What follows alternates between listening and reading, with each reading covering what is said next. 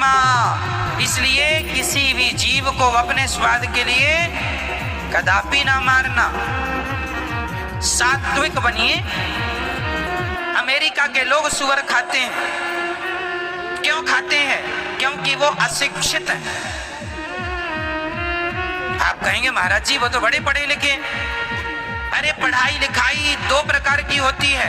एक पढ़ाई लिखाई पढ़ लिख के आदमी बड़ी डिग्री लिए बैठ जाता है और बड़ी पढ़ाई लिखाई करके बड़ा विद्वान माना जाता है, लेकिन सच्चा पढ़ा लिखा वही है जो जीव मात्र पर दया करे। वो सबसे ज्यादा पढ़ा, भले वो अंगूठा छाप है लेकिन उसे सबको देखकर दया तो आती है। वो किसी की हत्या तो नहीं करता। हिटलर कितना भी पढ़ा लिखा हो लेकिन लाखों लोगों की हत्या का कलंक उसके माथे पर है। तो ऐसी पढ़ाई लिखाई का क्या करोगे साहब कि तुम्हारे माथे हत्या का कलंक आ जावे? यही क्या शिक्षा का आधार है? क्या यही शिक्षा है कि आप पढ़ लिख के मांस खाने लग जाओ, शराब पीने लग जाओ? इसे ही पढ़ा लिखा कहते हैं क्या? यही परिचय है क्या पढ़ाई लिखाई का? अरे वो पढ़ा लिखा है जो जीव मात्र की सेवा में लगा हुआ है। तुम्हारी गली का कुत्ता बीमार है तो उसका भी इलाज जरूर करना, भूखा है तो रोटी जरूर देना। चाइना के लोग कुत्ता मार मार के खा जाते हैं। चाइना के लोग कुत्तों को खाते हैं। भारत के लोग मछली और मुर्गी खाते हैं, चाइना में कुत्ता खा लेते हैं।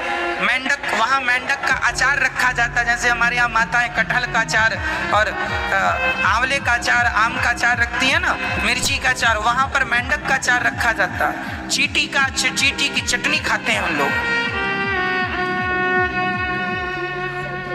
वहाँ कॉकरोच खा लेते हैं सारे भूंज के। तो वो चाइना के लोग हैं, वो मूर्ख हैं। उन्हें नहीं पता कि मनुष्य का जन्म ईश्वर ने क्यों दिया है। वो तो केवल यही समझते हैं खाओ, भोग भोगो और सो, पैसा कमाओ, खाओ, भोग भोगो और सो, यही करने आए हैं। उन्हें पता ही नहीं कि मनुष्य शरीर केवल भोग भोगने के लिए नहीं, केवल मन लगा के खाने के लिए नहीं, केवल सोने के लिए नहीं, मनुष्य के शरीर से ही भगवान को प्राप्त किया जा सकता है और जीवों पर दया की जा सकती है। और मनुष्य का शरीर पाकर भी तुम केवल बच्चे ही पैदा करने में लगे हो, केवल खाने और सोने में लगे हो, तो ये काम तो सुअर भी कर रहे हैं। हाँ या ना? चाइना के लोग भी खाते हैं तो सुअर भी खाता है। चाइना के लोग सोते हैं तो सुअर भी सोता है। चाइना के लोग बच्चे पैदा करते हैं तो सुअर भी करता है। ये काम तो सभी कर रहे हैं, बंदर भी, कुत्ता भी, बिल्ली भी, सब कर रहे हैं। केवल भगवान की कथा, परोपकार। गौरी गोपाल जी की यहाँ अन्न क्षेत्र चलता है। हजारों संतों को यहाँ रोज भोजन मिलता है। रसोई में भोजन सभी को मिलता है। माताओं की सेवा होती है। अरे चरण दबाने के संस्कार और भूखों को रोटी देने के संस्कार केवल भारत में ही पाए जाते हैं। अन्य किसी देशों में ये चीजें आपको नहीं मिलेंगी। अन्न क्षेत्र क्या होता है कोई जानता ही नहीं। दुनिया के किसी लोगों से पूछ लो। माँ के पाँव भी दबाना चाहिए, ये बात जानते नहीं है दुनिया के लोग। दुनिया में तो केवल लड़का 18 साल का हुआ तो भाग जाता है किसी लड़की को लेकर के। भारत में ही ऐसा है कि विधिवत माँ बाप शादी विवाह कराते हैं। नहीं, विदेशों का कल्चर जानते हो क्या है? विदेशों में अमेरिका, जापान, लंदन, पेरिस में तो लड़की 18 साल की हुई कि स्वतंत्र वो कहीं जाए, किसी के संग रहे, कोई लेना देना नहीं। वहां बुढ़ापे में बूढ़े माँ बाप की कोई सेवा नहीं करता। अमेरिका, जापान, लंदन, पेरिस में वहां बूढ़ा आदमी तड़प तड़प के मर जाता। जिसके पास पैसा है तो नौकर चाकर रख लेता है, कराता है, नहीं तो सड़ सड़ के मरता है। लेकिन भारत में बेटों को ये ज्ञान दिया जाता है, बेटा तेरी माँ भगवान है। माँ को भगवान का दर्जा केवल भारत में दिया जाता है। अन्य किसी देश में कोई बेटा अपनी माँ को भगवान नहीं मानता। नारी को देवी का दर्जा भारत में दिया जाता है। अन्य देशों में नारी को देवी का दर्जा, केवल भोग का सामान माना जाता है नारी को। भारत के संस्कार सर्वश्रेष्ठ संस्कार है। इसलिए अमेरिका, जापान की नकल ना कीजिएगा। दुनिया आने दीजिए वो वक्त जब सारी दुनिया भारत की नकल करेगा और तुम दुनिया की नकल करने पे लगे हो। हमारे यहाँ माता को क्या माना जाता है? बोलो बोलो, और जोर से बोलो। भगवान। माता पिता कौन? भगवान है। आप आप अमेरिका चले जाइए, पूछ लीजिए माता पिता कौन है, मदर फादर, इससे ज्यादा कोई व्याख्या नहीं है उनके पास। ये मेरी मदर है, ये फादर है, बस खत्म बात। क्या फादर का मतलब होता है, क्या मदर का मतलब होता है, कोई नहीं जानता। वहां तो बुढ़ापे में आदमी अकेला काटता है अपनी जिंदगी। मेरे अमेरिका में बहुत सारे भक्त हैं जो जानते पहचानते हैं, सुनते हैं कथा। वो लोग भारतीय लोग हैं ना, अमेरिका का कल्चर जानते हैं। वो बताते हैं गुरुजी यहाँ केवल भोग प्रधान है, बस शरीर में जितनी ताकत है उन लोग अपनी वो सारी सुअर क्यों खाते हैं, क्योंकि सुअर खा खा के उन्हें भोग भोगने होते हैं। हम लोग भोगी नहीं हैं, हमारी भारत की धरती भोग प्रधान नहीं भक्ति प्रधान है, इसलिए यहाँ सात्विक आहार है। दाल चावल सब्जी रोटी फलाहार। फलाहार की चर्चाएं केवल भारत में होती हैं, हाँ या ना। इसलिए मेरी माँ, मांस ना खाना कभी भी। आप लोग खाते हो तो छोड़ देना आज की आज। हम उस देश के वासी हैं जिस देश में गंगा बहती है। अमेरिका, जापान, लंदन, चाइना में गंगा नहीं बहती। वो कुत्ता खाने वाले लोग क्या जानेंगे कि 56 भोग क्या होता है। एक टीचर,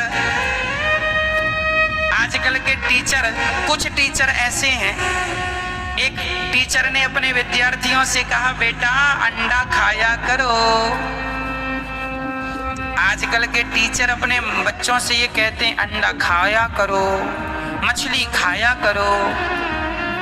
तो एक बच्चे ने पूछ दिया टीचर से, सर हम क्यों अंडा खाएं, क्यों मुर्गी खाएं, क्यों मछली खाएं? तो सर ने कहा कि इसमें प्रोटीन होता है, आपके शरीर को प्रोटीन चाहिए। तो वो टीचर अपने विद्यार्थियों से देखो किस प्रकार वर्गला रहे हैं। वो कह रहे हैं कि इसलिए मांस लोग खाते हैं क्योंकि इसमें प्रोटीन होता। तो फिर टीचर ने एक दलील दी, जरा सुनिएगा।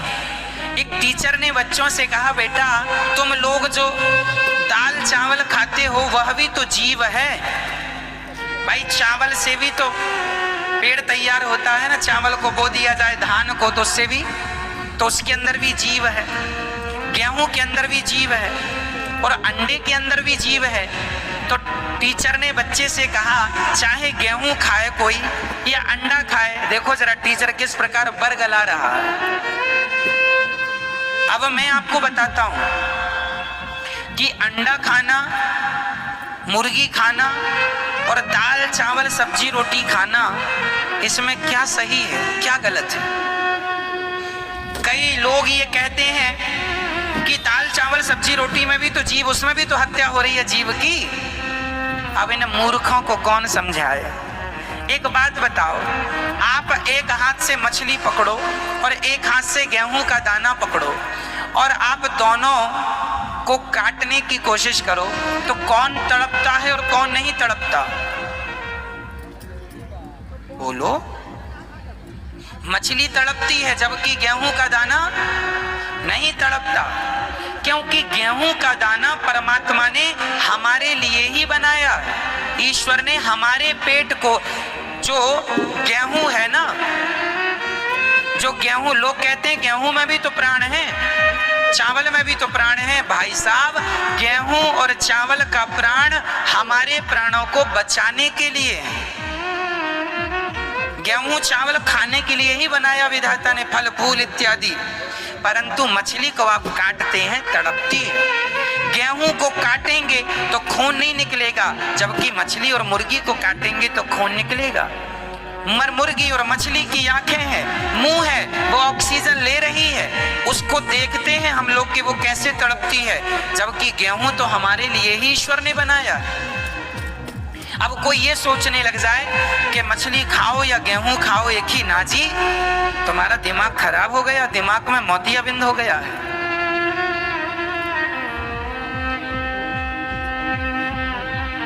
कैसे हो सकती हैं चीजें एक सी? हो सकती हैं? यदि जीव की हत्या लोग करते हैं, आज आप मछली को मार रहे हो, आज आप मुर्गी को मार रहे हो, कल को आपके पिताजी मर गए तो आप तो अपने बाप को भी भूंज के खा लोगे। क्यों? इनका क्या भरोसा, इनकी मां मर जाए तो मां को ही तल के खा लें। जो मछली को खा सकते हैं, जो मुर्गी को नहीं छोड़ते, जो जीव की हत्या कर रहे हैं। मछली कितना तड़पती है पानी से निकालने पर, लेकिन आप निर्दय